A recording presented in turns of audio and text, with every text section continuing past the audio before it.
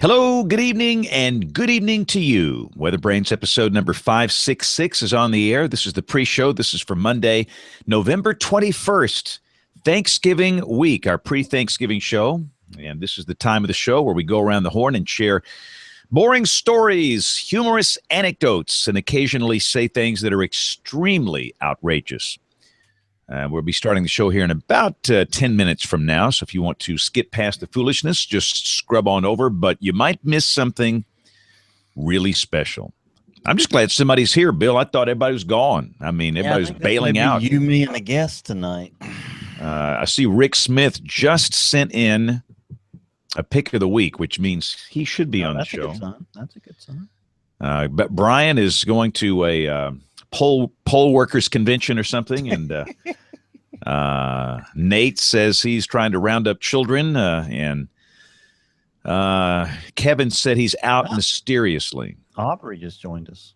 I mean, Kevin can't be out. This is ratings. I mean, we are like this is the November ratings book, one of the biggest months of the year. I mean, you got to be. What's our rating on WeatherBrains, James? We're number one. I mean, we command the biggest slice of the weather podcast pie. We crush the others like a bug on a windshield. Yeah. You know, sometime we need to get a list of all these weather shows, and we need to listen to them sometimes, because I know there's invite them on our show. Maybe we can there's a bunch of them. I've done one like tornado chasers, tornado talk. See, they figured out what our shows always do best whenever we talk about tornadoes, hurricanes, or snow. That's the sexy stuff. So they figured that out. But to me, if you talk about tornadoes every week, right, you might run out of things to say. And after 12 years. Yeah, I mean, it's like, well, how many times can you go on a rant here and preach and, all this? So I think occasionally it's good to get away from the sexy stuff and dig deep. We dig deep on this show. Yes, we do. And Aubrey's here. I know. Come on. I know Kevin's working now. I think the book ends either tomorrow or Wednesday, the ratings book. Thanksgiving is not in the book. Thanksgiving traditionally is not in the ratings. Although I have worked every Thanksgiving since 1973. I think the worst ever, I was, let's see, probably 20, 18, 19, 20. I had to work that day, work Thanksgiving, but the family event was in Montgomery, Alabama, which at the time was 2 hours away from where I happened to be. I drove 2 hours to this family lunch at a country club, and as it turns out, they weren't serving until like 2 hours later. I never got to eat anything. I said, hey, how y'all doing? I drove all the way back for 2 hours and had a soda and cheese crackers for my Thanksgiving lunch. That was the worst one ever. But now most of the TV every year, since we've been here for 20 years, they've catered Thanksgiving meals in here. So we have come a long way from the soda and cheese crackers days. But the cool thing about working Thanksgiving, usually in this business, you get Christmas off. And I like working Christmas. I've worked, I want to say maybe I worked it last year, Christmas Eve, because you get to track Santa and do some cool stuff. But when our kids were younger, as they say, those are the precious days and you don't want to miss them. So I tried to always be home and not work Christmas week when our kids were young. Now they're old. Last year we had tornadoes on Christmas, right? Yeah. I came into work Christmas Day last year, and that was the day the guy told me that I should have been aborted by a coat hanger. Oh, Lord, that's right. You broke into LeBron versus the Thunder. Yeah, it was LeBron and Steph Curry playing NBA, and we had tornado warnings, and you got to do what you got to do, and really the NBA until playoff time doesn't do well in this market. This is not really a good NBA market, but the ones who were trying to watch that game took exception to tornado coverage, and they were brutal. 'Tis a season.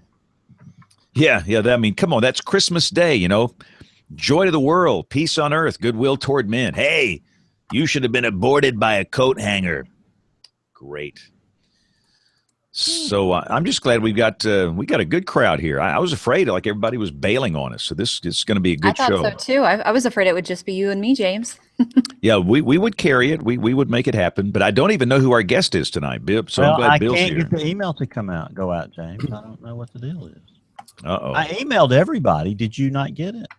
I don't think I got anything. Negatory. I've got an email problem, and I've just discovered it because I can't. I've started sending the link to the guests, and I can't get it to go. Bill, don't tell me you're using Outlook, right? No, well, yeah, no, I use Apple Mail now because of you. It took me about 7 years, but I did finally. Actually, I mostly use this inbox, Google's inbox. I have to triage stuff. I mean, I got so much stuff coming in. I got to have a triage system, and the inbox platform for Gmail tends to work pretty well for me. We talked about this last week. It's got the canned replies, and I can hit those really quick if I need to.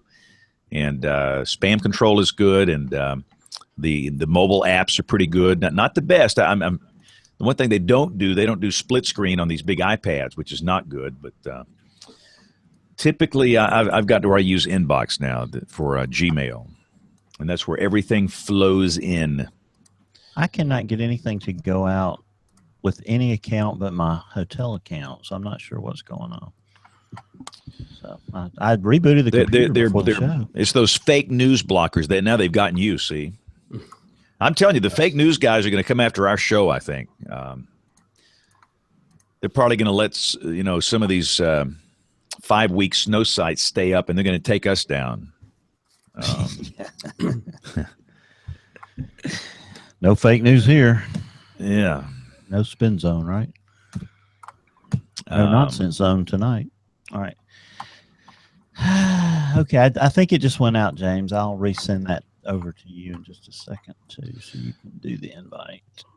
So let's see here. It looks like it went out. Well, no, it says the message could not be saved. Okay, well, I wasn't trying to save it. Aubrey, how's your ratings? You're like you're a one-station market. I mean, hey, goodness, you must be doing what, 80 shares? I'm not sure what the share thing is. They go over it with us. It's something I haven't really gotten down, I guess. I know our Daybreak show does really good. I mean, the goal is to get into the top 20 in our time slots, and I think we've got almost all shows in the top 20. I mean, you got to be doing 30 ratings and 60 shares. That's awesome. We get the overnights every morning. The one of the earliest emails I get, it's basically your report card of how you performed the night before, which can be mind-boggling. That's stressful. Some nights you think you just hit a home run, you were at the top of your game, everything was good, and the numbers are in the tank. And then on the really bad nights where you just can't say anything and you're stumbling and you can't be coherent, that's when you win. But we're having a very good book. We are very blessed this time. The newscast I do come on, these are central time periods, 4 o'clock, 5 o'clock, 6 o'clock, and 10 o'clock. Our early evening newscasts are rocking and rolling. They are doing great. Do you have someone that works with you, James? No. Well, I do 3 days a week. Not today. That's the reason I said no, not today. Our weekend meteorologist works with me Wednesday, Thursday, Friday. Okay. And she can come in and do graphics and produce and all that because, I got so many products I've got to produce back here in my closet. I will walk in there literally at the top of the hour and just don't have time to fool with it. So when she's not here, it's not good. But the struggle we're all having, and I think this is probably nationwide, certainly is in our market, the late numbers are just, they continue this steady decline, and that's across the board. It's all stations.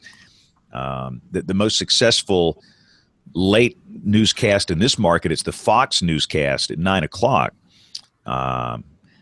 And people seem to want to go to bed earlier, and they kind of know what the news is, and they just don't want to stay up until 10 for the late slot we have. And I remember back in the 90s, not that long ago, we were doing 16, 17, 18 ratings.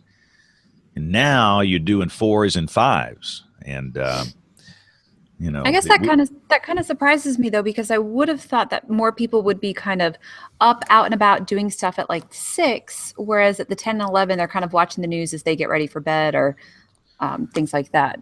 I think what's happened is that most people know the news. They have processed news all day. They watch the evening news. The ones that watch television, they've been using their phones, and I think we're just being overloaded. And I think at some point people are just ready to turn it off and maybe just go to bed, because people are getting up earlier. Our early morning newscasts, they all start at 4 o'clock, and those numbers are pretty good. But I just think we have to reinvent the late news. These 11 o'clock in the Eastern, 10 o'clock in the Central Time Zone newscasts. We've got to reinvent that and attract an audience that's there, because the older people that watch these traditional newscasts are just they're starting to not stay up or watch something else. So, hey James, I got a solution for you. Go. More fake news. More fake news. Yes.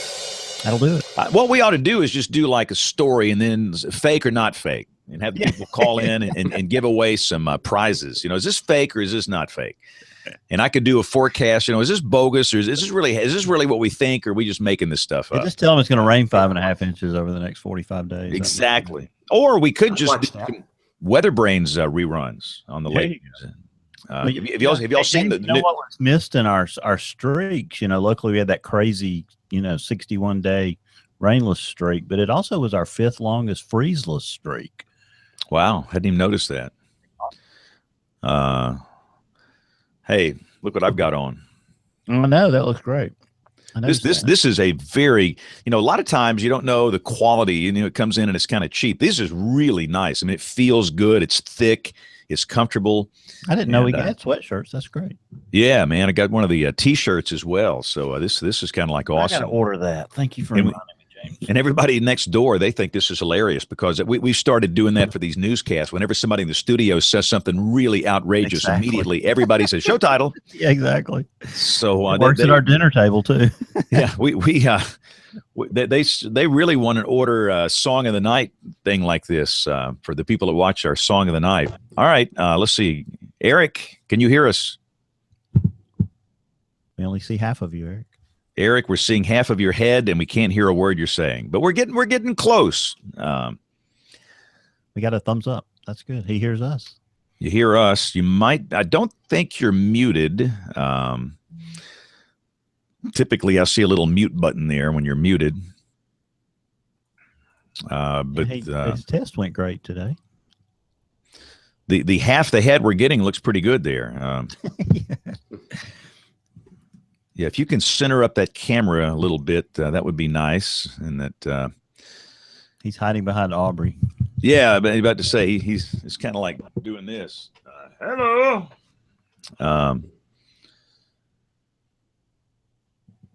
Oh yeah, here comes the Bill Murray email now. Yeah, I had a log jam of them. It was not good. Computer science from Ohio State University. Nice. You got your Ohio State theme song ready to go there, James? Yeah, I need to pull that up. But the deal on this show, the higher the IQ of the guest, the harder it is for them to get on the show. I've never understood that. We have had these geniuses, these PhD guys that have an IQ of 500, and we can't get them on the show. And the guys like us are the ones that get on pretty quickly here. So, but can you hear me now? Oh yeah. Just like Verizon. All right. Does it sound good now? Yeah, much. All right, awesome. Let me. All right. Any feedback or everything sound good? Because I can hear you just fine. Clean as a whistle. All right. And am I centered up good? A little to the left, but that's all right. I think you're close enough. We got your kids or something back there in the background. Yep, so yep. There. Is that better? Oh yeah, that's good right there. All right, let's get this sucker started. All right. We're going to turn on the recorders, and here we go. In 5, 4, 3, 2, 1.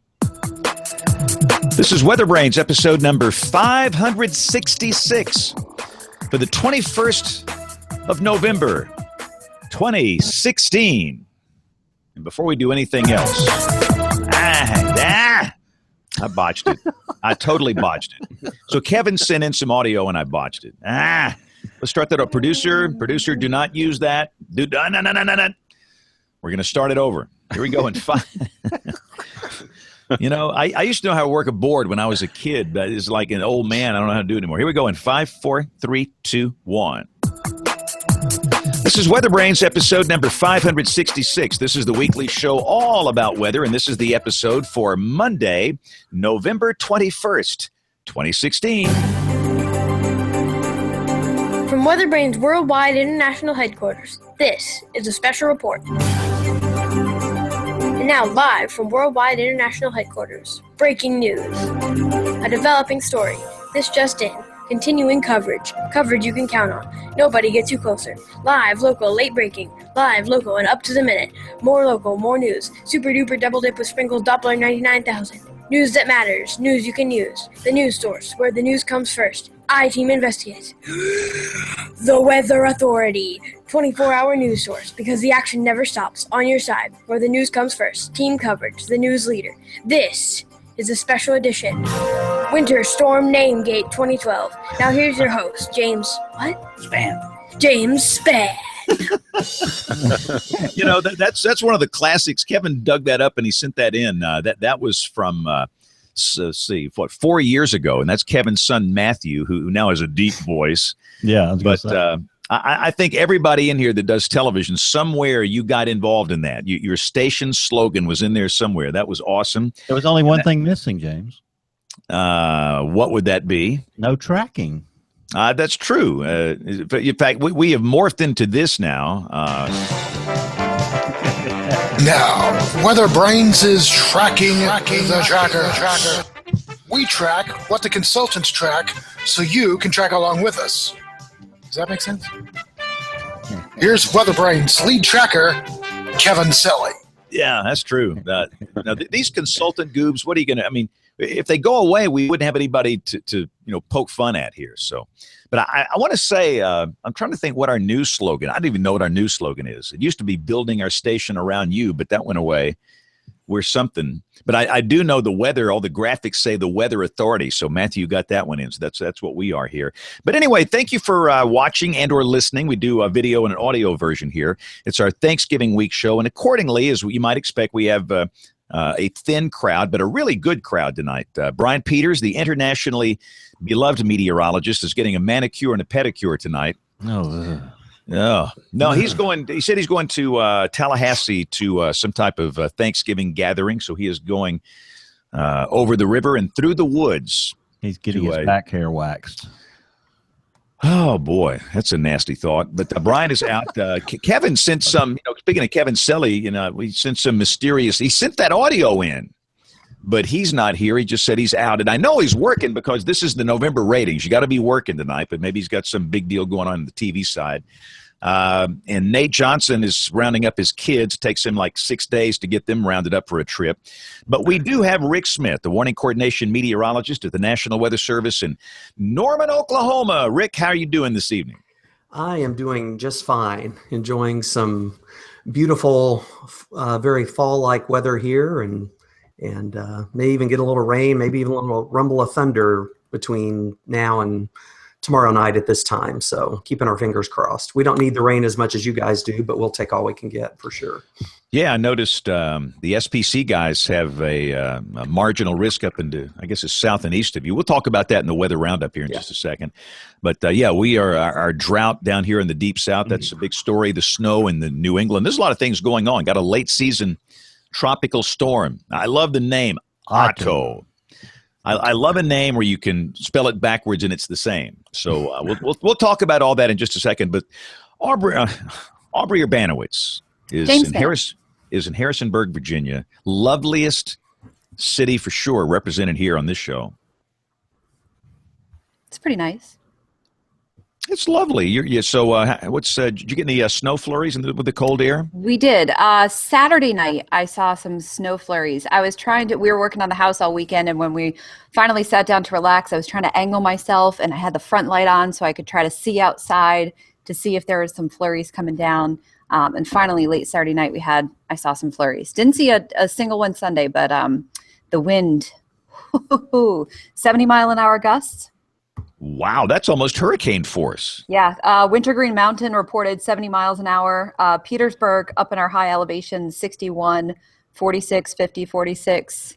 They were howling. Burn bans were dry. Apparently, you sent your drought up this way. Yeah, it's spreading, which is not good. But I'm encouraged. I like what I see on the maps here in the next few weeks. It looks getting active again. I forgot what it's like to forecast rain, to forecast a thunderstorm, to deal with a thunderstorm. I don't even know how to work radar anymore. I have to go through a crash course and refresh myself. But Bill Murray, let's bring in our guest for the show tonight. Yes, James. Tonight's guest, WeatherBrain, is the founder and CEO of Intellivations, a small company that created the Forecast Watch product. His degree is in computer science from the Ohio State University. That's the Ohio State University. Eric Flair, welcome to WeatherBrains. Hey, thanks, Phil. Thanks. Hi, everyone.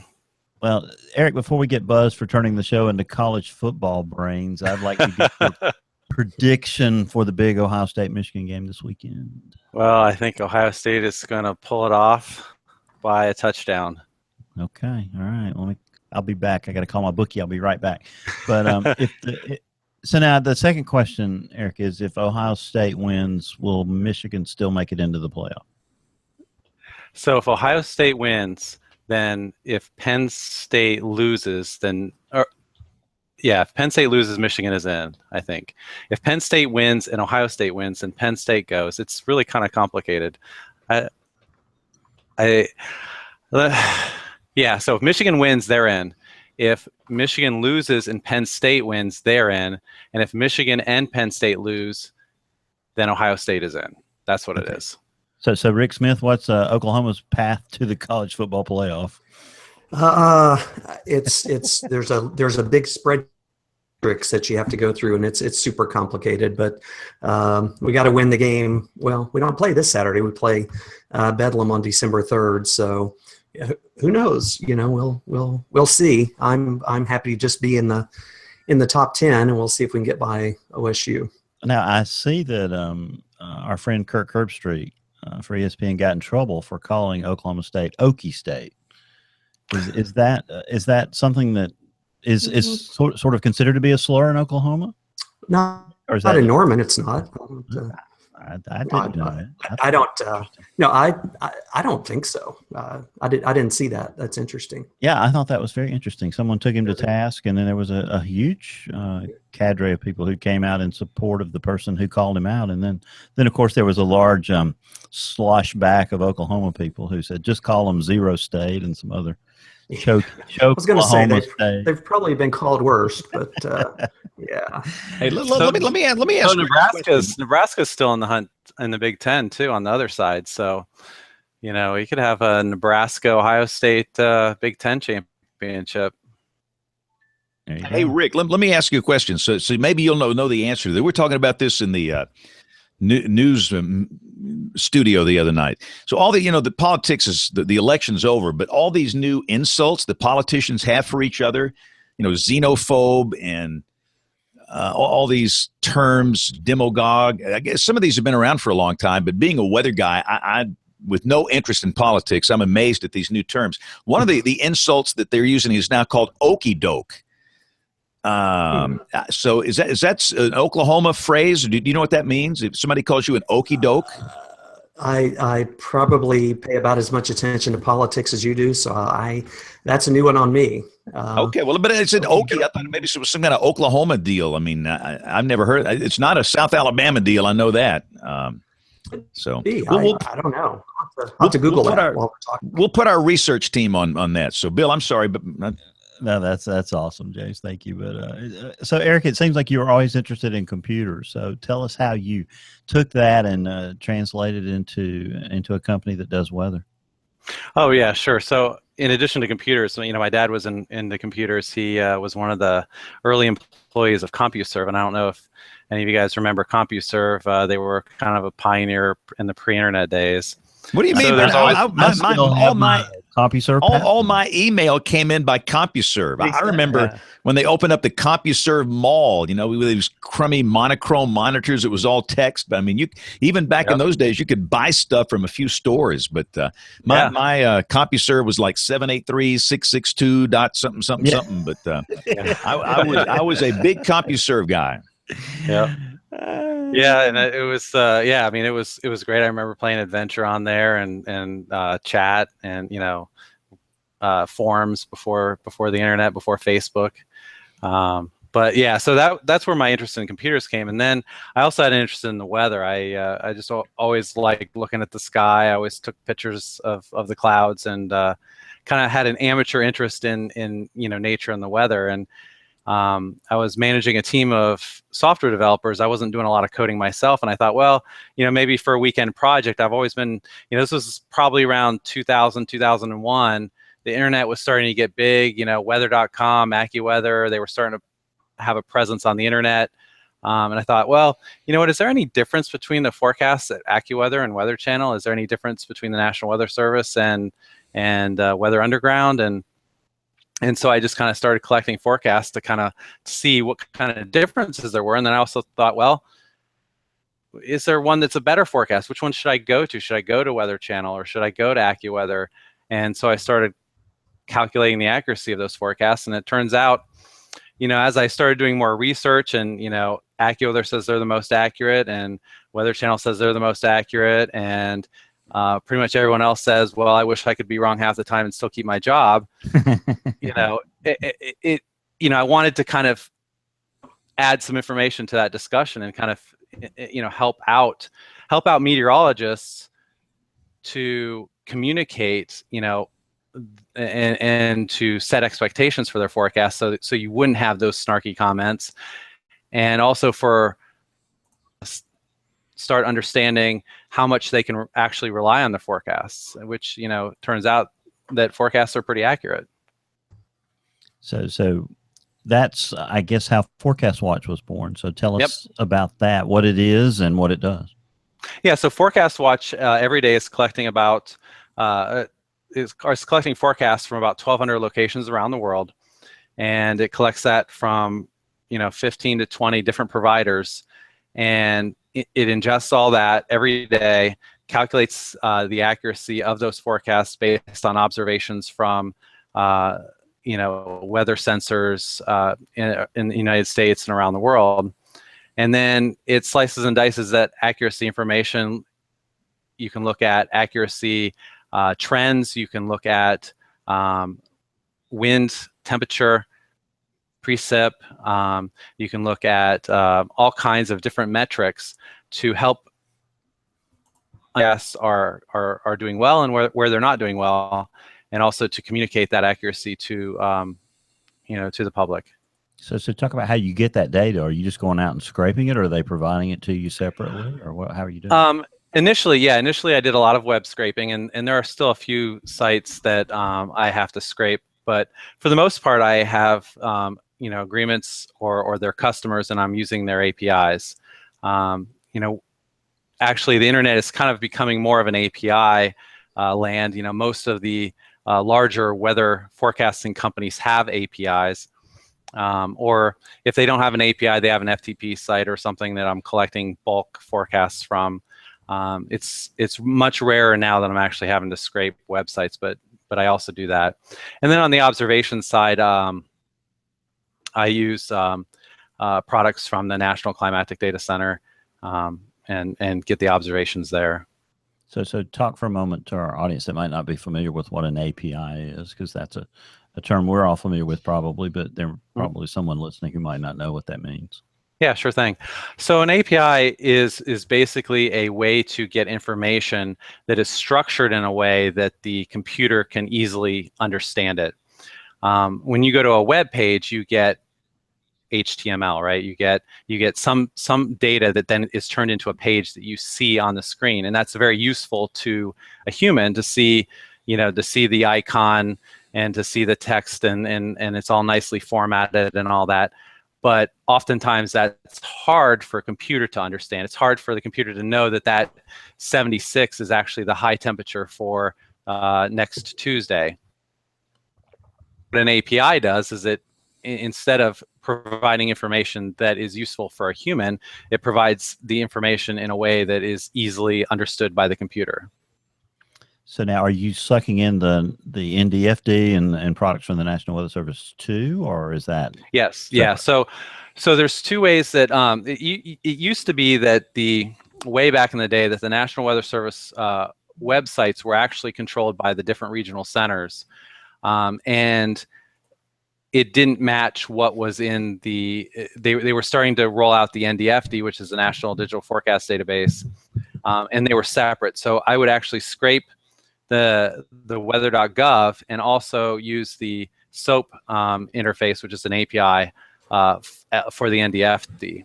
Now, for the most part, it's my understanding is that the National Weather Service website is national, and it actually uses the NDFD as its input for forecasts, whereas before that wasn't the case.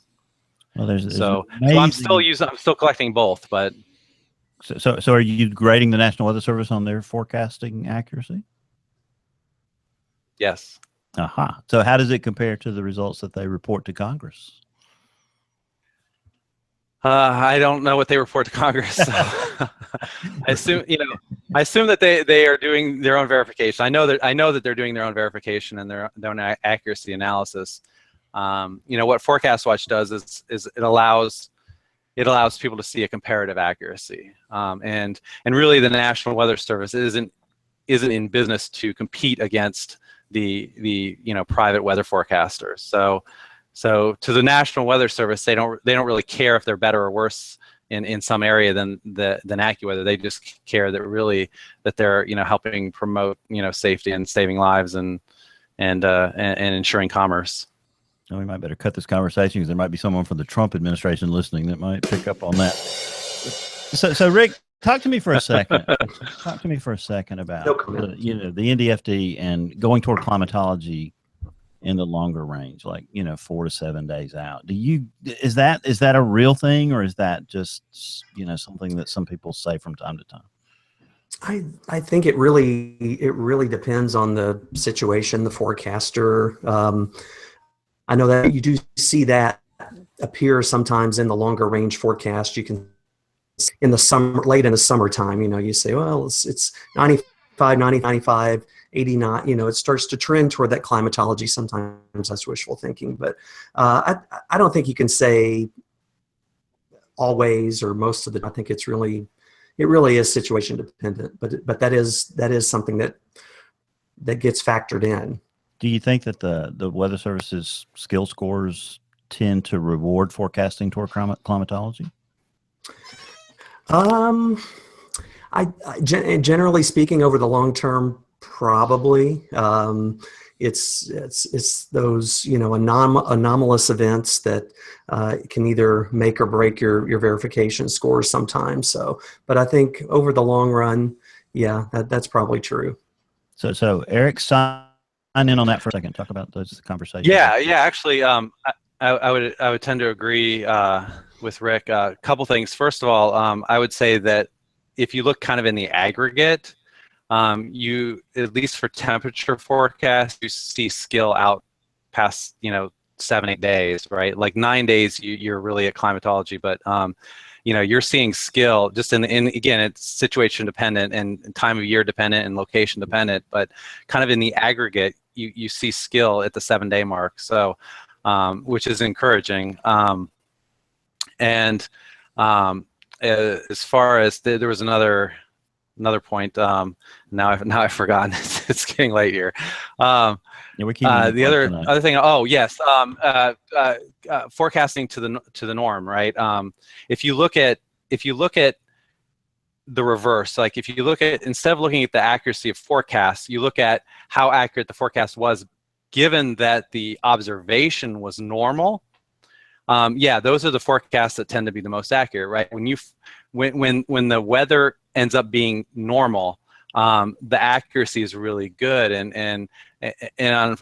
but really the utility of the forecasts tend to be when it's outside that, right? People want to know when it's outside the normal, and you do see that as temperatures at least go either plus or minus normal, the accuracy actually decreases. So I think where there's a lot of opportunity to improve forecasting, it is for those extreme events. What I tend to see with forecasts is they do tend to be more conservative than what actually happens. They tend to, forecasts that, forecasts tend not to take as much risk, at least again temperatures, than what actually occurs. Right? They tend to be more constrained than what actually occurs. So do you find that same thing in your private forecasting clients? Do they share that same sort of bias toward the normal in the long range? Yes.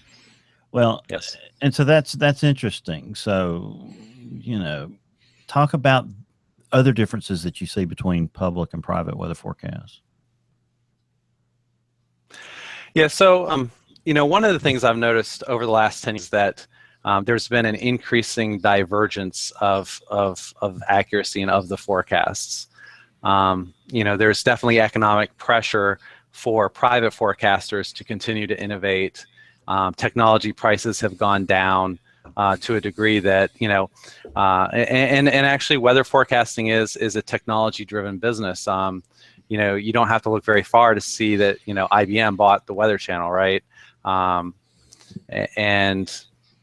they bought the Weather Channel not, because weather is important to business, but also because weather forecasting is a very technology intensive business. And honestly, the weather forecasting industry has been on the forefront of, supercomputing and cloud computing and, ingesting data at very large scales every day, all the time. So you see these private forecasters, their forecasts are diverging from the National Weather Service forecasts. Government and tends to be a little bit more conservative. Their focus is on different things. Their clientele is different, and so there's definitely a difference. I can't say whether it's better or worse. In any given area, there may be things that are better, things that are worse, but I do see a divergence between the private forecasting companies and the public sector. Now, you mentioned IBM buying the weather company. So, what comes out of that eventually? You're a data guy. Why did talk more about that for a second? What's that eventually going to lead to? Yeah. So the big trends that I see, and we can discuss all these separately, but the big trends that I see are, it used to be that weather forecasts were kind of anecdotally ingested, right? Like you'd be watching the news, or you'd be, an operations center would have the Weather Channel up on a big TV screen, and you'd kind of keep an eye on things, and maybe you would adjust whatever you do in your business based on that kind of anecdotal communication.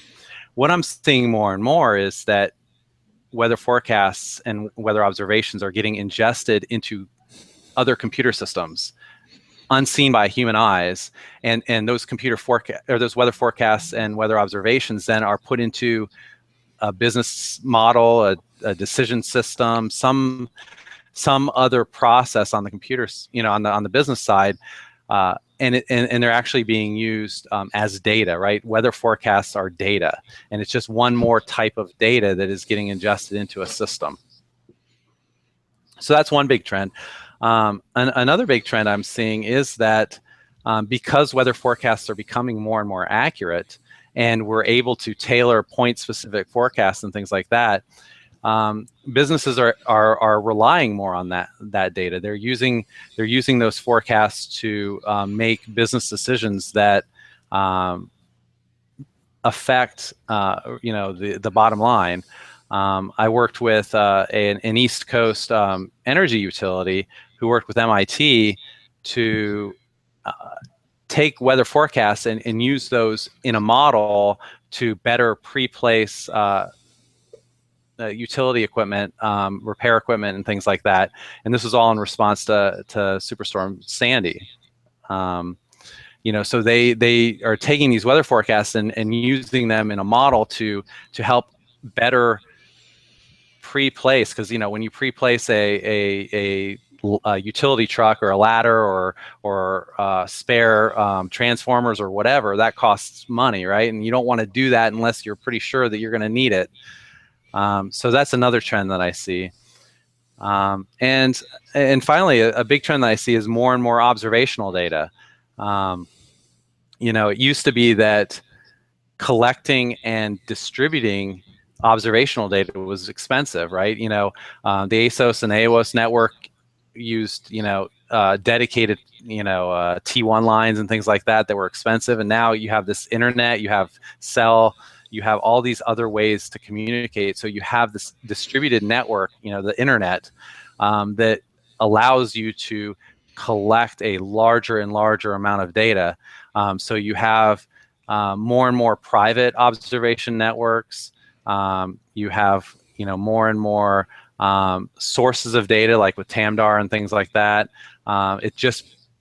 You just are awash in data that now is, what do you do with all this data, right? How do you process it? And again, that's one of the reasons why IBM was so interested in the weather company, is because, they have a focus on what's called kind of the Internet of Things, right? All this data, whether it's weather data or, a location data or any kind of data, you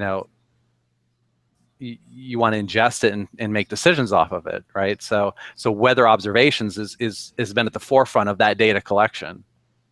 So, it's amazing to me that, our friend and mentor who passed away, a couple of years ago, J.B. Elliott, used to sit as a weather service communicator at a teletype machine and, type in the Alabama zone forecast from the National Weather Service in Birmingham. And I can't imagine how much time that took. And now, what is in the NDFD is mind-boggling. Yeah. So comment on that. And it seems to me like that was a game changer. Was it the game changer, or was there something before that made the NDFD possible or whatever? Rick, you can jump in whenever too, because I'm just blown away by what the NDFD has in it. Yeah, I would say that the NDFD is kind of replicated in a lot of different, not only is the NDFD kind of used as a source, but it's very easy to replicate the NDFD. You can actually copy the entire database, the NDFD, to a personal computer, basically, a workstation, and use, process it, and it's just, not only the fact that the NDFD exists, but the fact that it is so easy to copy that data and to do your own processing on it, right? You don't have to dial up a number, with your 1200 baud modem. You can download a gigabyte of data in seconds or minutes. And you, instead of, taking days to run a process, I remember back when I started, one of the PC-based weather models. I don't remember what it was called. It was, oh gosh, but I remember, on my little computer, I ran it, and it, it was a very low resolution, but it took a day to run. And now, you could probably just pop that on, and get a result in a minute or two. It's just, technology is really, grown by leaps and bounds, and that opens up a lot of possibilities for people to innovate. So Rick, any comments to add to that conversation? No, I'd have to agree with that. I think that NDFD was a big game changer. I came in after the teletype era, but I remember my first forecast sitting in front of a crude PC, typing in WordPerfect, typing the Tennessee zone forecast when I worked in the Memphis office, and putting the only digital forecast really as far as verification went was the CCF, that coded cities forecast that you would put in. We had 5 cities across Tennessee, and that's what would get verified. And to have the NDFD with all the different fields and all the different parameters that are in there, and like Eric mentioned, how accessible it is and how compact it is data-wise, and the ability to take that and do all the different things with it, I think is just, you couldn't even have imagined that back even in the early 90s when I started. It really is amazing. So, Eric, talk about the trends in the next National Weather Service modernization as to what you know about it in terms of using the national blend of models as a starting point for seeding the NDFD, and then maybe less human focus in the short-term forecast. Comment on what you see in that, and then Rick, I want you to weigh in on that. Yeah, so Rick will probably have a lot more insight on that. I don't follow as close probably as Rick does on the National Weather Service, but I will talk to general trends that I know that the National Weather Service sees as well. Like you said, the less forecaster focus on the short term. What it seems like the trend is that computers and the models have gotten so good that it's harder for a forecaster to add value, in especially in the shorter term forecasts.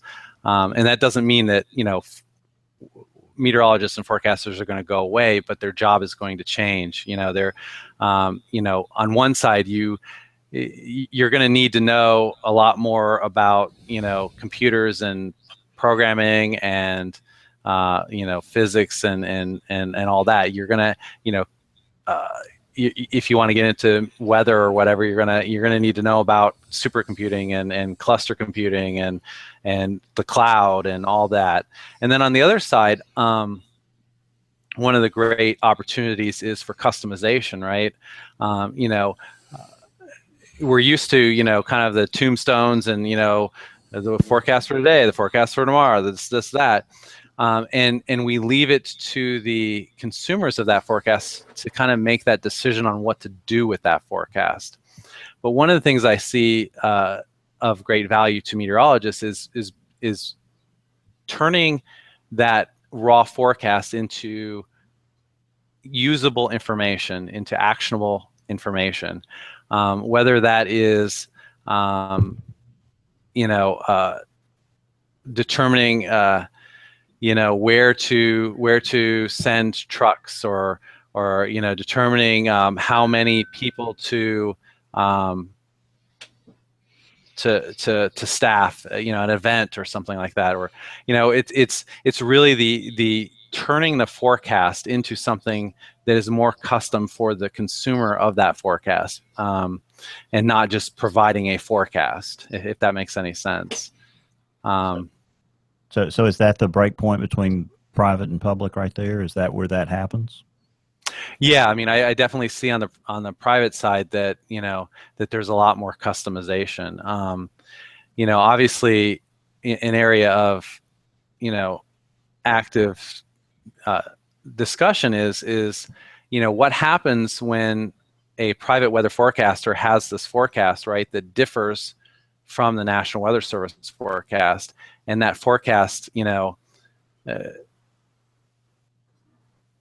is maybe a forecast that is an extreme event, a Warren type event. You don't want multiple entities warning the public. You want that to come from a single source. But how does the private forecasting industry work with the public sector to ensure that the best information is available, and actionable by the most number of people. So Rick, anything to add to that?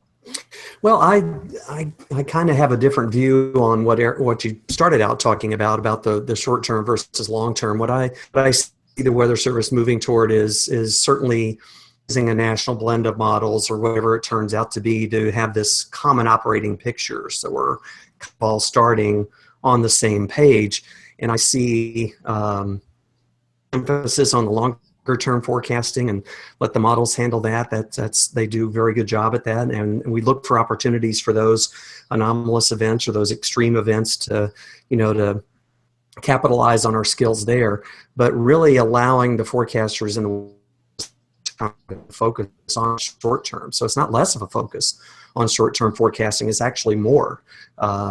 It's making sure that the short term forecast is as it can be down to the grid points, and making sure that the data that's in that forecast database to give to a incident commander who's dealing with a huge train derailment where people's lives are in jeopardy, and shifts and wind direction changes and speed changes could make the difference between, could make a big difference. So I really see the Weather Service forecaster spending less time looking out an extended forecast and spending a lot more time making sure that those short-term forecasts are really, really good.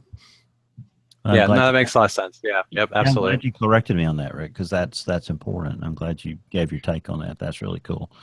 Yep. So, I just noticed you got a weather map behind your head right there. What is that significant event that you're highlighting in the frame right there, Eric? Oh yeah, so this is that. Yeah, the weather map right there. Yeah, it's one of those. Yeah, so that is the United States weather map from October 31st, 1969. It was the day of my birth. Oh, how cool! So, so yeah. Was any interesting weather on your birthday on Halloween? Yeah, there was it looked like there was some rain in the midsection of the country. It looked like pretty seasonal temperatures for late October. Yeah, I mean, no hurricanes or anything that I was able to tell. Well, if James were here, he would tell you that he had underwear older than you at this point. Exactly. Exactly. But he's hiding over there doing work right now. So no, hang on here. Let me nose in here. All right, I'm the guy that asks the hard questions here. So all we do is just put them on a tee for you, James. Go ahead. Yeah. Let me do a little situation here where I can show this to those people that are watching. So this is from your site and Forecast Advisor. Let me just kind of go back. You have an option down at the bottom of the page where you can, it's for weather enthusiasts. You got 3 categories. You've got what you do for meteorologists, weather risk managers, and weather enthusiasts. So I clicked on that one, which takes you to an entry point to stick in a zip code. So let me put in my zip code here. And then you get a forecast. And very interesting to note, below the forecast, you get weather forecast accuracy for this month and last year. And what's interesting, the number one choice for my location in terms of accuracy, 88.33%, is something called Forca. I've never heard of this, F-O-R-E-C-A. How do you choose these various vendors? So Forca is actually the largest weather forecasting company in Finland, and they aren't as well known in the United States. However, actually, they do provide forecasts to some of Microsoft's properties, and I know a number of other consumer consumer content providers. So like I think at one point they were doing MSN's forecasts and a number of different providers. So so they usually get chosen for one of 2 reasons. One, they're a top property. They're one of the the leading private weather forecasting companies. They also sometimes I have some private providers that don't show up in these statistics that want to see how well they're doing compared to others. They come to me, and then I take requests. So if users of Forecast Advisor site email me and let me know, hey, I want to know how well X, Y, or Z is doing, then I take that under consideration. So I know it's easy to judge high and low temperatures. I think what's 3 degrees, right? Yep. The old 3-degree guarantee. But now you get into this icon precipitation. How do you quantify that? Yeah, so with we collect for both icon and text precip. We normalize it into the canonical chances. We also look at probability of precipitation. But for this statistic in particular, if the icon or text mentions precipitation, and a measurable amount of precipitation occurred, then that's how it's a binary metric, right? If there's a single raindrop in the icon, or it mentions rain or snow in the text, then that's considered a precipitation forecast for purposes of Forecast Advisor. So again, I punched in a zip code. So is that a raindrop or a snowflake within that zip code that I've entered? No, it's a point accuracy. So if you scroll up, it'll tell you the city. So in this case, it's going to be Alabaster. So there's an ASOS or AWOS observation point in Alabaster. Yeah, that's where the Weather Service forecast office is located here. Yeah. So let me see which one I can look at for you to see which ASOS observation location that is for. And that's, you said, Alabama. Probably Yeah, it's got to be KEET or KBMX. Yeah, it's KEET. Yeah, that's technically Calera, but Alabaster, it's the same. So one more question. I could ask you questions. This is fascinating. Yeah. Because in TV, they've got this deal, what is it, Weather Rate or something, where they come in and sell their products to one station in a market and give them exclusivity, that we're number one, we're the most accurate. And that's a very hard, way to determine that. But so let me ask you this. With these numbers, is this for a 48-hour forecast or a 5-day or a 7-day or a 10-day? What's the time here, period? So for forecast advice, we look out actually out past 10 days, but for Forecast Advisor in particular, this is for the 1 to 3 day out forecasts, and these forecasts are collected late afternoon. So the 1 day out forecast would be for the following day, and then the 2 day would be 2 days. So that's what this is for. But yeah, we look out in Forecast Watch. We have a number of different statistics, and we look out all the way to 15 days. So the big question is, how's AccuWeather doing in their period between 60 and 90 days? What's their numbers? I have no idea. What? I mean, you're the guy that can help us with this. They're doing a 90-day forecast. I mean, I would love to know their verification out to 60 days or 90 days. Well, if we extrapolate the trend, I would say that there's definitely there may be skill at determining the over-under, whether it's above or below normal, but my guess is that there's not a lot of skill beyond that, if there is any skill. Okay. And let me ask you this. But I don't know. That's just looking at trends. I have not looked at their 60 to 90-day forecast. And on your site, you actually have a forecast, a 5-day forecast. Where out of all these sources, where does this data come from? Mm-hmm. It's from the National Weather Service. So it's the National Digital Forecast Database, right? Yep, correct. Okay. All right, Bill, I'm sorry, I didn't mean to horn in. Me and my nosy questions. We love it when you horn in, James. It's always one of the best parts of the show. So Eric, what do you do in a location where you got summertime convection and there's constantly a 30% chance of showers and thunderstorms? It looks like the accuracy would go all to heck during those times. Yeah, in the summertime there is probably a reduction in accuracy on that, but I also look at the pop forecast. So in areas where there is a 30% chance, I look to see if 30% of the time you get precipitation. So, but yeah, there's definitely one of the challenges I have actually is that how do you determine for pop, for example, the National Weather Service doesn't always show a pop, right? And so, like, for example, in the Southwest, in those convective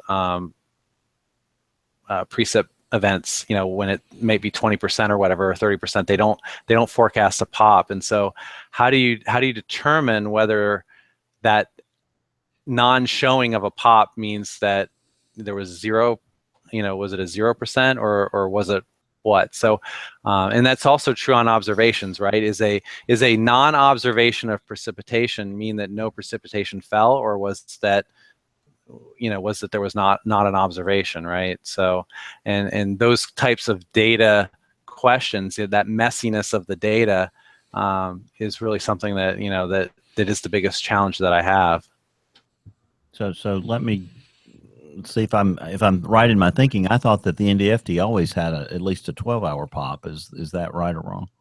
Maybe that's on just the website. I'd have to look. I can look right now. Yeah, it looks like it would be hard to apply binary tests to a pop-driven forecast, especially in the summertime. Yeah. Rick, can you correct anything? We're like the Fox News Network. We need our fact checkers over here. Are you fact checking us? It sound all right to me. Okay, good. All right. Well, just if we get out of control here, just guide us back into the lane. So, and Eric, talk about that for a second. We got self-driving cars, and all this weather data is that working its way into the autonomous automobile industry? Yeah. So that's another trend that I see is one of the things that I think is coming probably a lot sooner than most people realize is self-driving cars, right? We already have essentially self-driving airplanes, right? Airplanes, commercial airliners are only really driven by the pilot at takeoff and landing. Most of the flight is done, by computers, and we already have self-driving cars on the road today. And I think, one of the industries that's going to be the most affected by that is obviously transportation and semi-trucks. There's definitely an economic advantage to removing the driver from a long haul truck route, and that's going to be a huge disruption. But here's the thing, right? Self-driving vehicles have a very difficult time driving in adverse weather conditions. And so having a good weather forecast will help with routing of those trucks, will help in ensuring the safety of the vehicles on the road and things like that.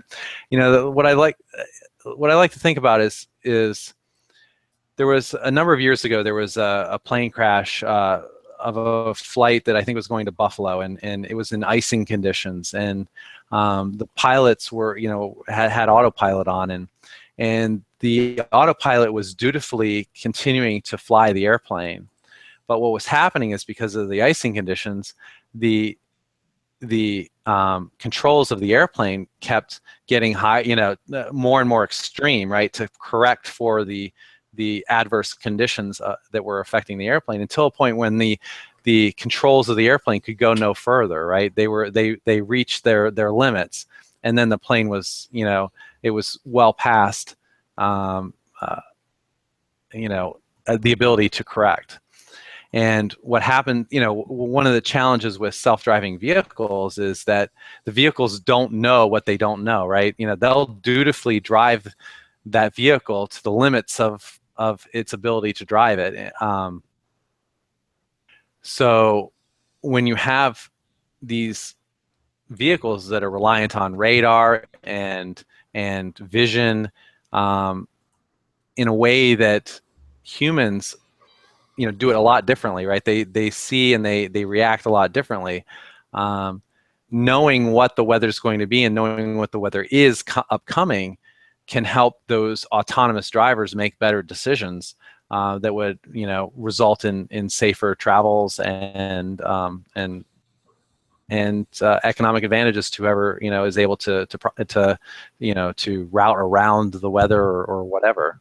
If that makes any sense. It does. So, Eric, you're a Python guy. Talk about, you mentioned computers and the importance of that to meteorologists coming up and out, but, talk about the importance of that language in meteorology, and what's the rest of your advice to students today? Mm-hmm. Yeah, so I founded the current incarnation of the Central Ohio Python Users Group, and I also helped run and still help run the Pi Ohio conference, and I've been to conference in Austin. And yeah, Python seems to be increasingly used more and more in meteorology, in the sciences. You used to need to know Fortran if you're going to go into meteorology, but I see that the Fortran layer is still there, but it's much easier to use Python on top of that. Fortran is there's a library called NumPy, which a lot of meteorological applications use, but that foundation of NumPy is in Fortran. But you don't want to have to use Fortran. You use Python, which is an easier language. As far as getting started, I think that a lot of professions these days, especially meteorology, the more you know about computers and Python and programming, the more you'll be able to contribute to your profession and in your job.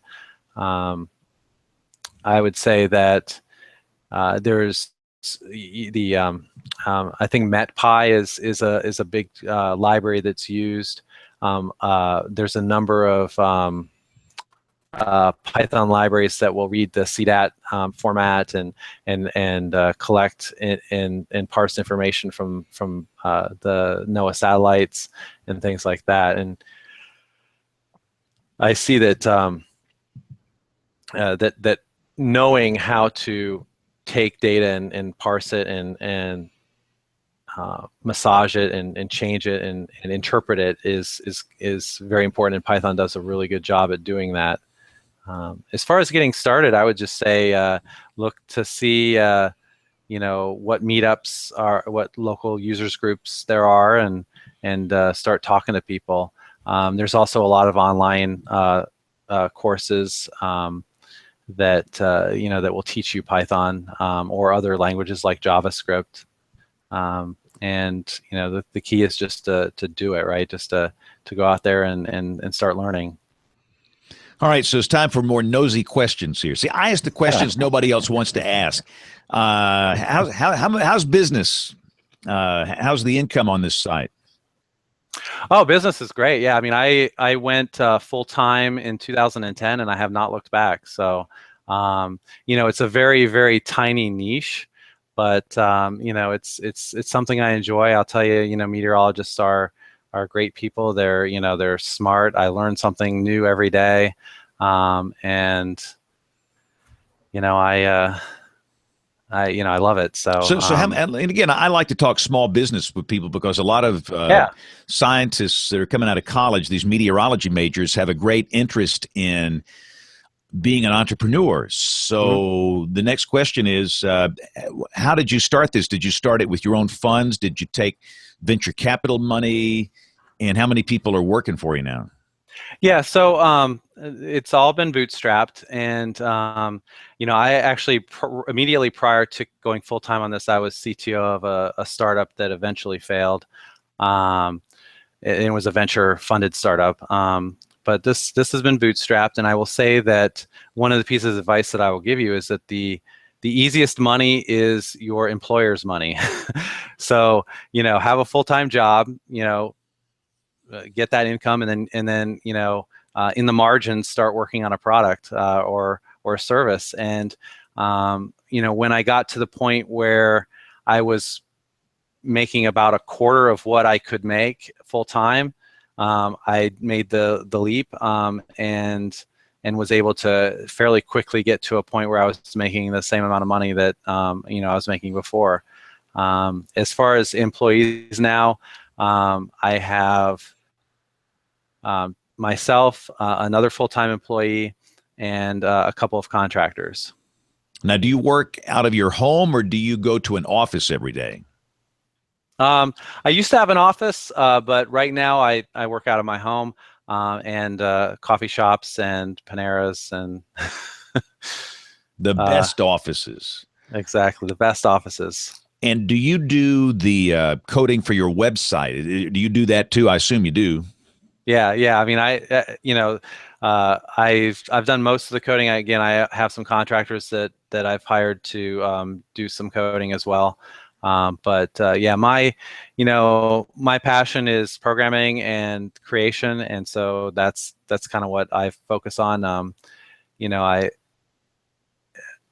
would say that a lot of, like you said, meteorologists that want to become entrepreneurs and stuff. I would say that the biggest challenge for me was understanding that if you build it, they won't come, right? Like you think, oh yeah, I'm just going to build this website, or I'm just going to do this or that, and everyone's just going to flock to the website. And that really isn't the case. You have to really kind of go out there and knock on doors and send emails and make phone calls and all that stuff, all that hard work to actually get people to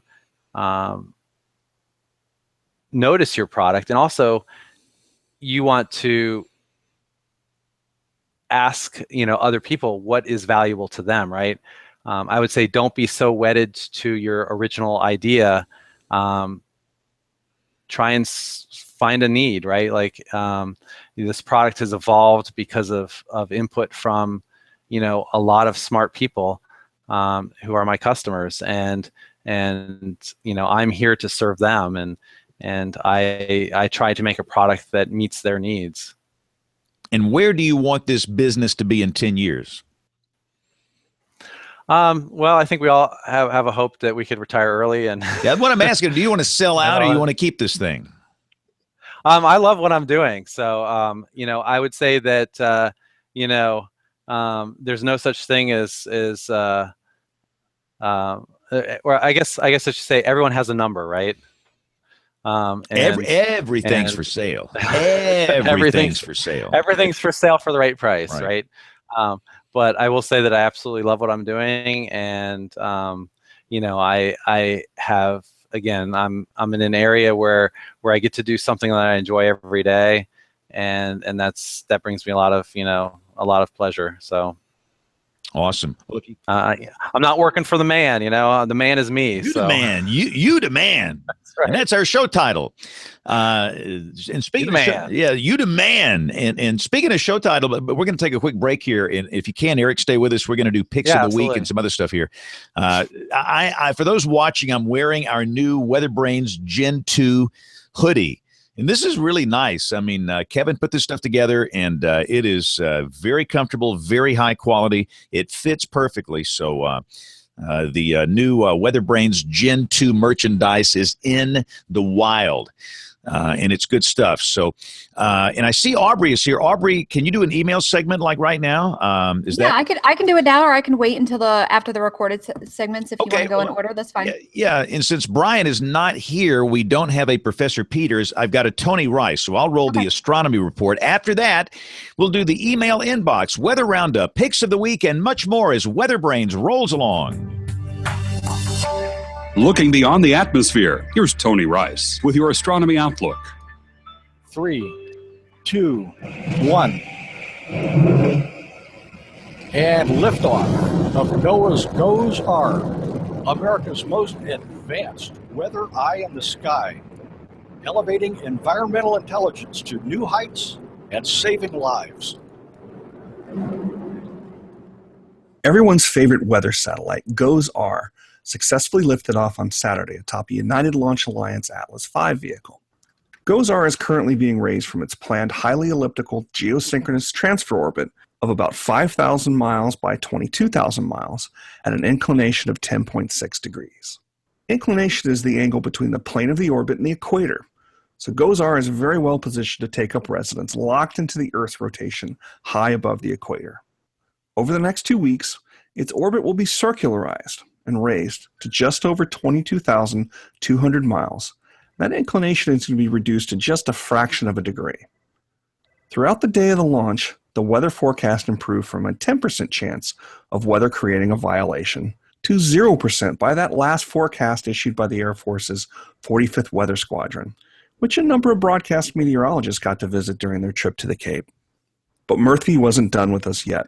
He had a little drama ready for the crowds awaiting T0, either at the Cape or watching online or via the Weather Channel. First, an unspecified technical anomaly with the vehicle pushed T0 back in 5-minute increments as teams worked to determine that a reading was ultimately a false positive.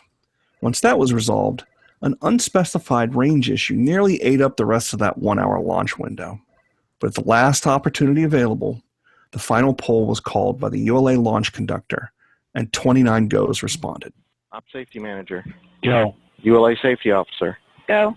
Vehicle System Engineer. Go. Anomaly Chief. AC is go. Range Coordinator. Clear to proceed. Launch director. Launch director is go, and you have permission to launch. Now, I'm currently awaiting responses to questions I put out to my contacts at ULA, NASA Kennedy and headquarters, and the U.S. Air Force's 45th Space Wing that manages the Eastern Ring. As of Monday evening, I've currently got a perfect loop of "you should talk to this person" that has been created amongst these 4 players. But it's Thanksgiving week, and they've just successfully launched a long-delayed mission, so this is pretty understandable. If I'd only made it down to the Cape for this one, I'd have made a beeline after launch for the Sandbar Sports Grill in Cocoa Beach. I've learned more about engineering and troubleshooting spaceships from engineers from NASA and their contractors over fish tacos and beer than you could ever learn in any classroom. That's your Astronomy Outlook. Follow me at RTP Hokie for more spacey stuff like this. I got a funny feeling we just might have a little email to read tonight. Letters. We get letters. We get stacks and stacks of letters.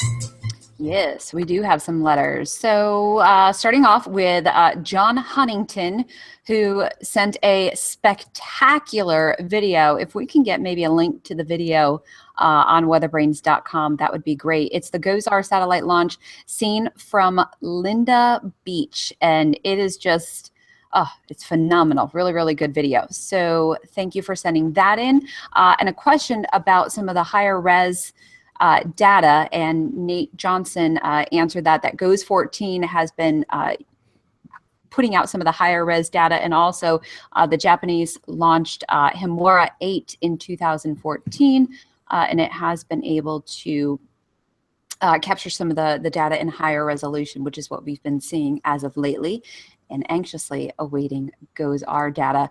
Eric Gens sent us a link to the University of Wisconsin-Madison project funded by NOAA. It is it's called AIRI, and it's basically a new instrument. Does anyone know a little bit more about this? This is actually the first I've read about it. I do not. Yeah, so it's basically kind of a challenge up to the weather balloon. So we'll have to see what the data is on that, but that's actually pretty interesting. And Daniel Makey sent a listener survey response in. Search for WeatherBrains in the weeks leading up to Hurricane Matthew. And Daniel is from Mansfield, Massachusetts. We appreciate your listener survey response. Cody Froggett. Is it Froggett? I like that. Frog's in the last name. That's kind of cool. Cody has a question for James. Considering it is the fall tornado season, in your opinion, what are the top 2 tornado events or outbreaks that you've covered in your career? Wow. I've covered a bunch. And again, we're in the southeast United States where I am. And we often will have many years with just as many tornadoes in November, December as we do in the spring, March, April, May. The first one I worked that was really in my mind was in Huntsville, Alabama. This was November 15th, 1989. 21 people were killed, and it happened at 4:30 in the afternoon as people were driving home, and there was no warning. And this was an F4 back then, now an EF4. No warning. This was before Doppler radar, and the warning was not issued until after part of the damage was done. So that was certainly one of the big ones. And then we had one in 2000. This was 16 years ago that killed 11 people in Tuscaloosa, Alabama. This was the 9 days before Christmas. So we had a lot of those over the years. And I hope we don't have one this year, but we're in a drought where we are, and often droughts end ugly, with a tornado outbreak, severe weather, a flood, or a snowstorm. I'm not saying it's going to happen, but I hope it's not going to happen this year. All right. Thank you, James, for your input on that. We also have, I'm going to make this one last. We have 2 listener survey responses, one from Scott Gridley from Rutland, Massachusetts. He also listens to Tornado Talk and their historical accounts. Would be nice to have a feature like that for non-tornado events, like the perfect storm and non-U.S. weather events. So thank you very much for that. And Max Shaw from Cincinnati, Ohio, after watching James' coverage on April 27, 2011. And I'm sure you guys talked about this, the wannabe weatherman who was arrested after admitting to setting some of the fires, I believe in Kentucky, to draw attention on Facebook, to his Facebook page. Yeah, that's goodness. And I saw a quote from, I think, the guy that arrested him. He said he was a good guy, but he's just misdirected. But come on, I mean, has it gotten to that? I mean, you can't make this stuff up. It's bad enough having the fake, weather guys on social media, and now they're lighting wildfires. That's just horrible. Just horrible. Yeah, absolutely terrible. And I think the quote that did it for me was that he's 21 and said he didn't know the extent or the damage that he was actually causing, which I think is absolutely nuts. You have to know what you're doing. So I think that's crazy. But anyways, thank you again to everyone for sending in their emails, links, guest suggestions, and the information. We appreciate it. Just send it to email@weatherbrains.com. And don't forget to follow us on the Twitter and the Facebook. We want to hear your guest suggestions. Please forward some contact information if you do have a guest suggestion, show topics, what you like, what you don't like about the show, what you want to see, what you don't want to see. We appreciate it. Look who showed up. Kevin Selly. Hey, I just submitted, by the way. Hi. I just submitted John's Facebook video of the launch. It was fantastic. I sent him a note after he sent that to us saying how beautiful it was, because it's right on the beach. And he sent me a little information back. He said it's only about 5 miles from the launch site, and it's a restricted area. And he thought that they were going to get tossed out of there. And turns out that they did not. And it's just a beautiful, beautiful site, because he's got the water on one side and the beach in the middle. And it's really neat. So I put that in as my pick of the week. Cool. So what's James, going you on? got your shirt. Yeah, I got the hoodie here. Is it nice? This is really, really high quality. It fits perfectly. It feels good. It's comfortable. This is the best ever. So it looks fantastic. Yeah, I mean it's awesome. And even on you. Yeah, I'm about to say, but for you to say that's stunning. So, but now so people like I've had a lot of people even during the show tonight on Twitter asking, "Can I get one?" One guy just said, "Do you ship to Australia?" So I send them to the Teespring site, and it's like closed, but yeah, there's a link that says, "Do you still want to get one?" And I would assume if you click that and reserve one, if enough people reserve one, they'll do some more, right? Yeah, that's my understanding. And they have changed something dramatically from the last time we did it, and I apologize for that. But as far as I can gather, and their support has not been as great as last time either, but as far as I can figure out, if you hit that "I want one" button and we hit a certain threshold, they'll relaunch it. And I'll try this week to go back in and figure that out again. I apologize for the difficulty. Okay, but again, I'm telling you, these things, this is the greatest ever. So if you want a hoodie, a T-shirt, we'll stick a link in the show notes, and just click on the little link there that says, "I still want one." And if enough people are willing to buy one, that they'll do some more here. So what we haven't done yet, the weather roundup. When the weather ball is red, warmer weather is ahead. When the weather ball is white, colder weather is in sight. When the weather ball is green, no change in the weather is foreseen. When colors blink by night or day, precipitation's on the way. We're doing this show on Thanksgiving week, November 21st. So Kevin and Rick, y'all are kind of close out there. Kevin, what's the weather like in Wichita Falls, Texas? Well, I think Rick would agree. It's kind of nice to be in the middle for a change. We had been very, very warm. We had a pretty cold snap over the past weekend, and now we swing a little bit, but I think we're just sort of, like I said, in the middle, and that's sort of welcome to me. Would you agree, Rick? Yep, absolutely. We've been waiting for fall weather to arrive, and it's finally here. And not too hot, not too cold. We're in the Goldilocks zone here, just right. And of course, down here where we are in a drought, very serious drought. The analog to this is 2007. And for some places, they have not received enough rain to measure in over 64 days. Where I happen to be in Birmingham, we had 1/100th of an inch. One. And that broke the streak at 61 days. We are now on day 2, but the pattern seems to be favorable. We have a chance of rain Wednesday, another chance of rain in a week, and the wave train is back. And with each passing of these traversing mid-latitude westerly waves, just seems like the moisture content's a little better, and each one might offer a higher rain opportunity. So we're good. We can see the light at the end of this tunnel, and we'll see if we can get out. But Bill, it's pretty dusty around your place too, isn't it? Oh my goodness! I mean, we had a trace of rain. Well, I think we actually got 100 back on a day that the airport didn't get it. But James, that's the one record I never thought I would see broken, was that 52-day rainless streak.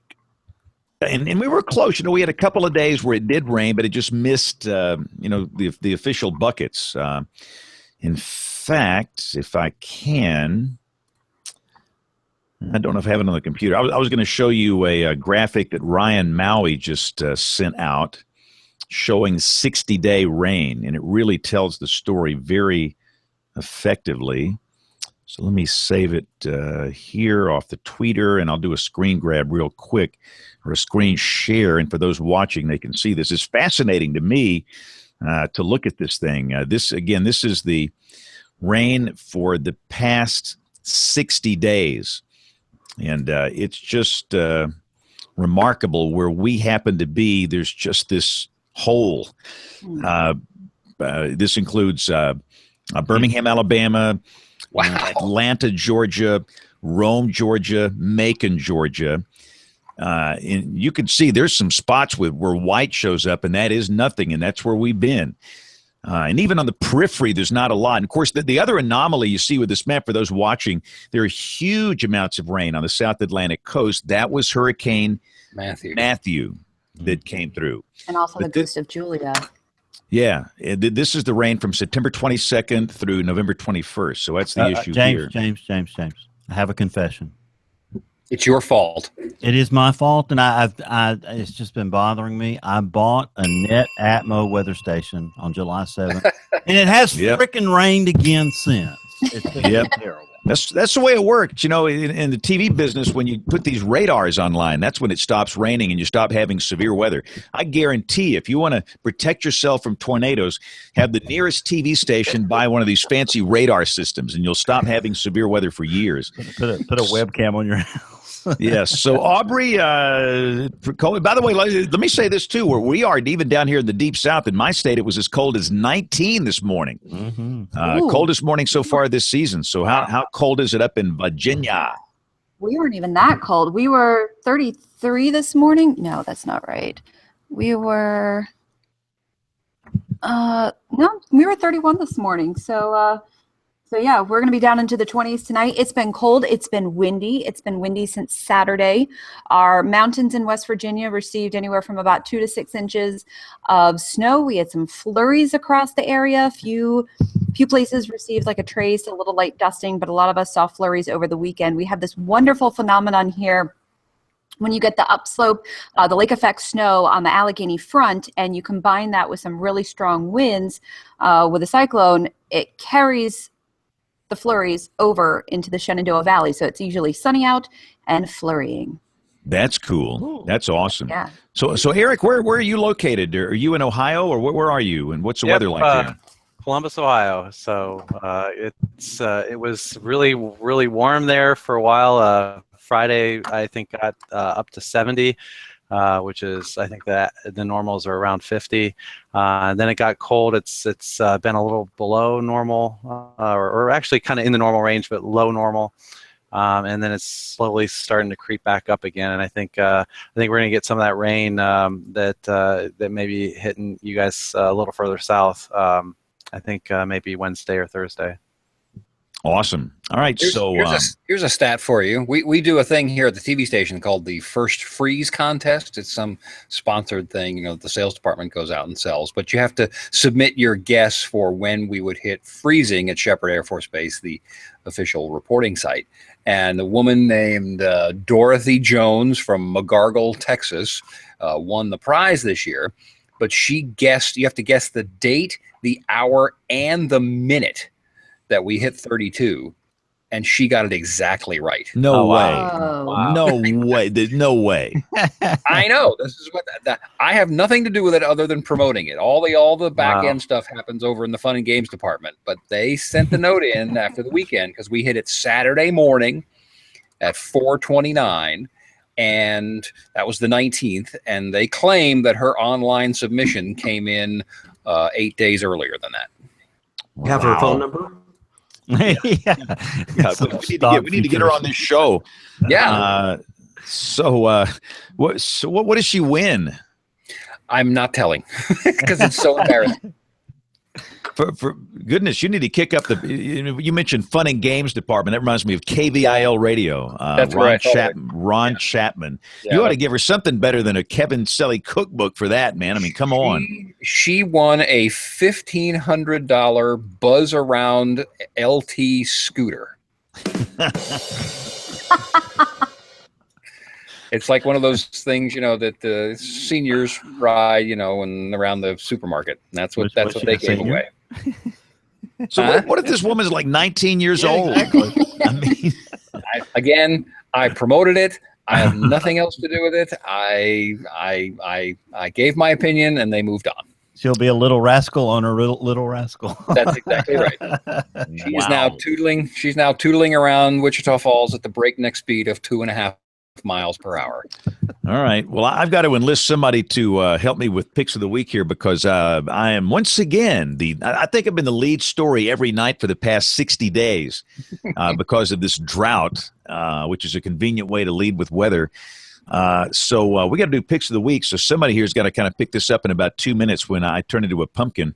But this is where we go around the horn and share something related to weather that others might find interesting. This can be a website.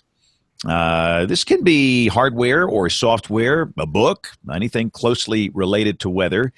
My pick, the Ensemble Kernel Density Model Output Statistics, the EKD MOS. Don't know if anybody's brought this one up on the show before, but as we get into the winter season. We haven't because we couldn't say it.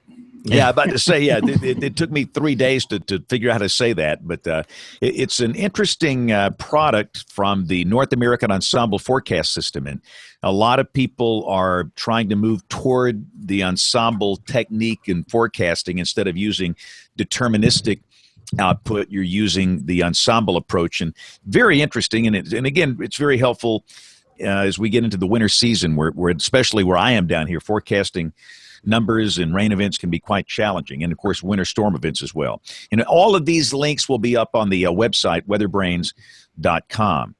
So Bill Murray, I guess you'll finish the show out here, but I've done my pick and I've got to go. I could wear this on television tonight, but I don't think they'd like that. So I can't get over how good that thing looks. I'm telling you, man, this is a good-looking hoodie. I mean, I feel cool wearing this thing down the street. I mean, have you worn it out and about? Do people ask you what it is? Oh yeah, I wore it. I do these workouts 3 days a week, and I do one on Monday, and I wore it in there today, and it was an immediate conversation about WeatherBrains in the show, and we had 2 people in there that listened and knew right away what it was. See, that's the perfect sales pitch right there. Someone record that, play it next week because that's the pitch for this shirt.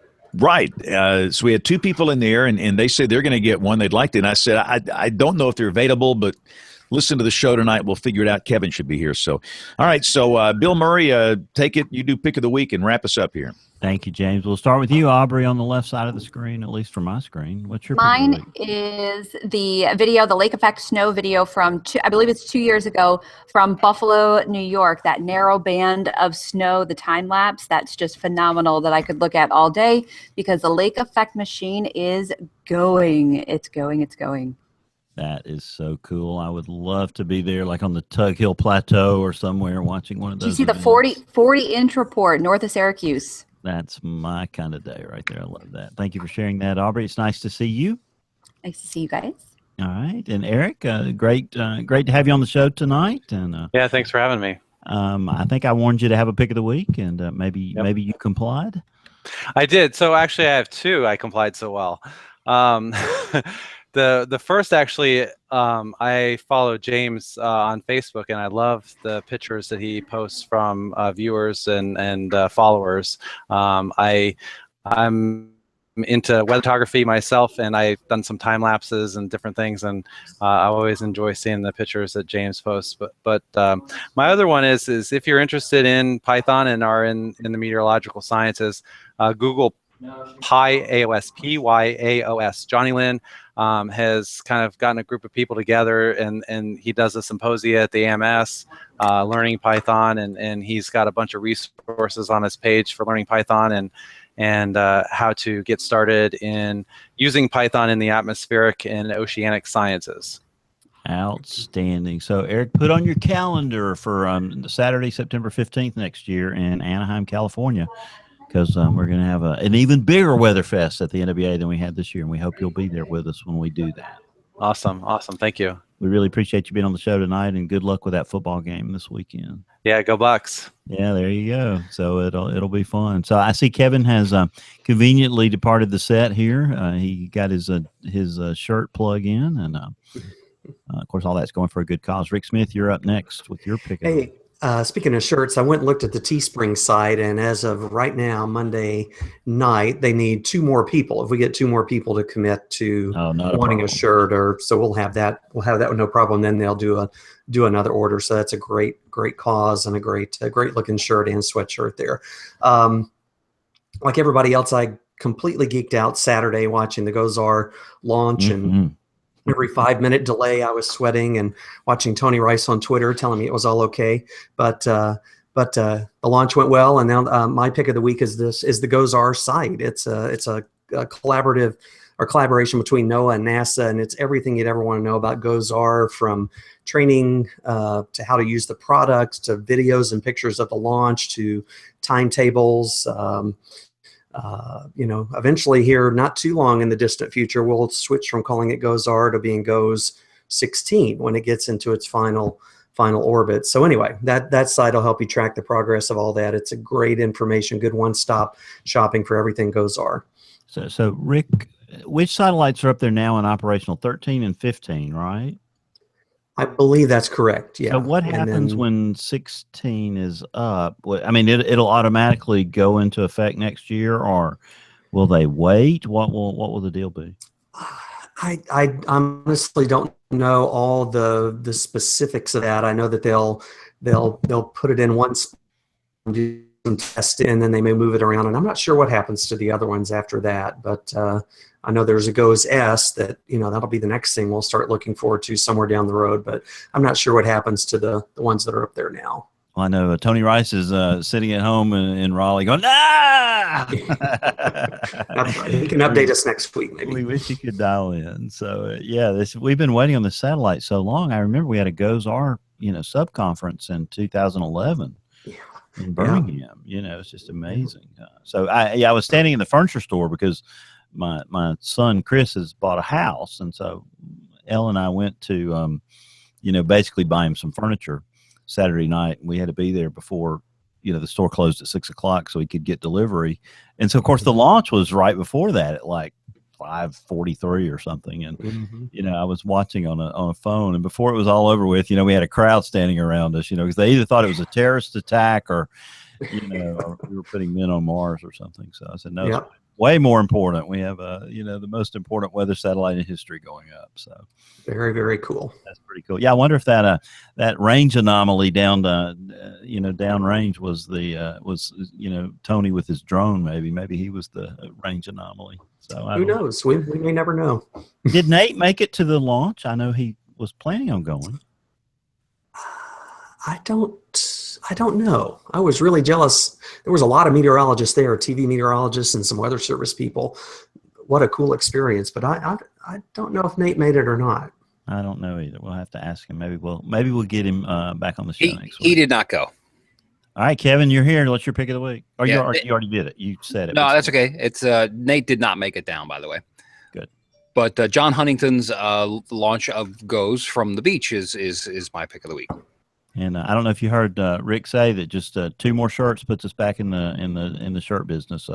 See, now Rick is more proficient at researching this than I am, because I can't figure it out where I'm trying to log into our own thing. So thank you, Rick. Outstanding. I just clicked on your link. So there you go.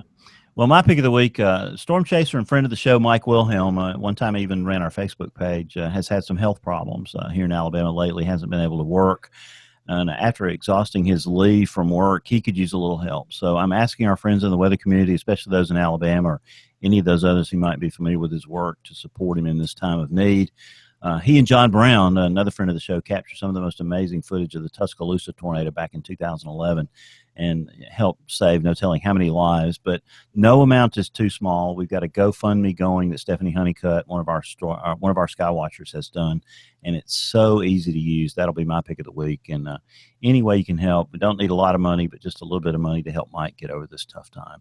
So if you got a few extra dollars, maybe spare a Starbucks latte or something, and help Mike out, that sure would be appreciated. So that's my pick of the week. Next week, let's see what we'll be doing next week here on WeatherBrains. We'll be talking to Mike Wolfenbarger from WDT. That's on Monday, November 28th, and we'll come back on Monday, December 5th, and we'll talk with the creator of the National Water Model, Gary Lezak, something that's having increasing use and importance in what we do here at the National Water Center here in Tuscaloosa, Alabama, and something I think will be very interesting. We'll be talking about that. And then we've got a bunch of guest openings through December, January. So like Aubrey said, and Aubrey, thank you for saying, send contact information. That's always helpful.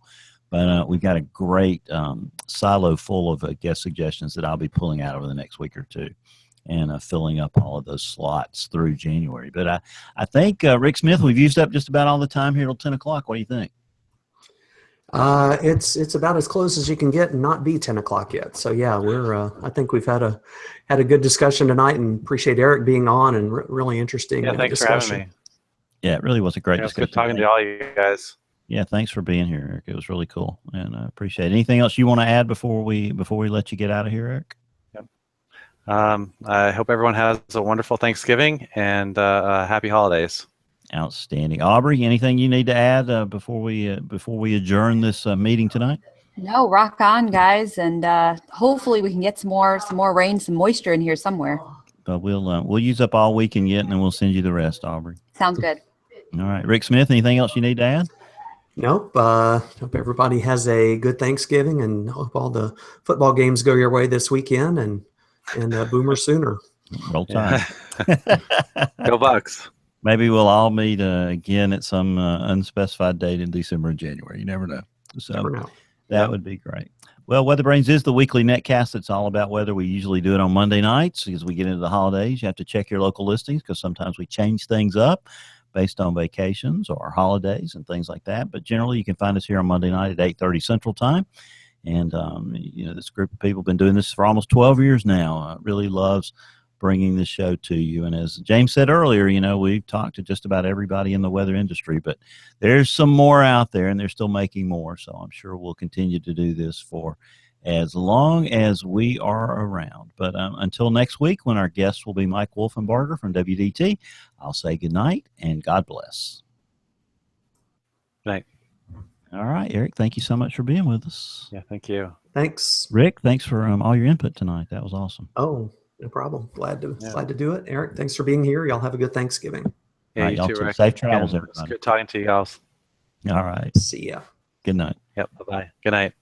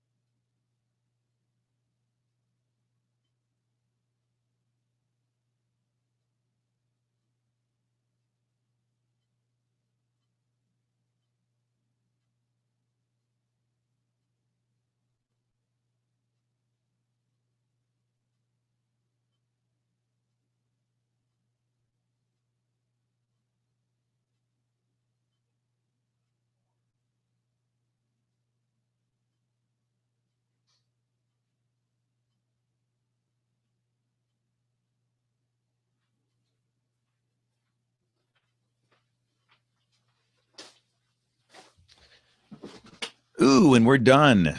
It's a wrap. Hey, guys, thank you all for watching. We're going to do Song of the Night here in a minute, so check my Twitter feed. SPAN, SPANN on the Twitter if you want to watch a fun Song of the Night segment tonight. But thank you all for watching. Great show. We'll see you all next week. Happy Thanksgiving and God bless. Bye-bye.